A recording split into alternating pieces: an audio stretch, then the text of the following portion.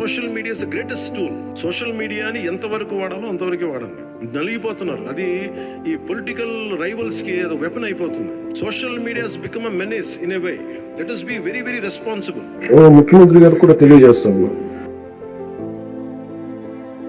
Social media abuse protection bill అత్యంత తక్కువ సమయంలో రావాలి, బాగా చర్చ జరగాలి. మన హోంమంత్రి గారిని వదలలేదు, అనిత గారిని, ఇంట్లో ఉన్న ఆడవాళ్ళని వదలట్లేదు.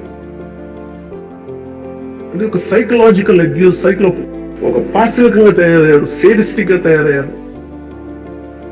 దీని మీద మనందరం irrespective of difference of opinion, వేరే పొలిటికల్ పార్టీలు అయినొచ్చేమో కానీ ప్రజాస్వామ్యాన్ని కాపాడటం కోసం Andhra Pradesh should lead by example introducing social media abuse protection bills. నాకంటే ఎక్కువ గట్టిగా ఉన్నాడు పవన్ కళ్యాణ్ గారు.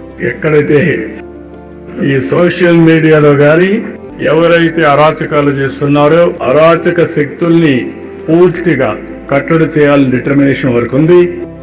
నేను ఒకటే, వారి ద్వారా మేమిద్దరం కూడా హామీ ఇస్తున్నాం, ప్రజలకు హామీ ఇస్తున్నాం, రాజీ పడం, సంఘ విద్రోహక శక్తుల్ని అరికడతాం. ఎవరైనా సోషల్ మీడియా ద్వారా ఏ ఆడబిడ్డని అవమానం చేసే విధంగా ప్రవర్తిస్తే అదే చివరి రోజు వాళ్ళు గుర్తుపెట్టుకోమని మరొక్కసారి హెచ్చరిస్తున్నా.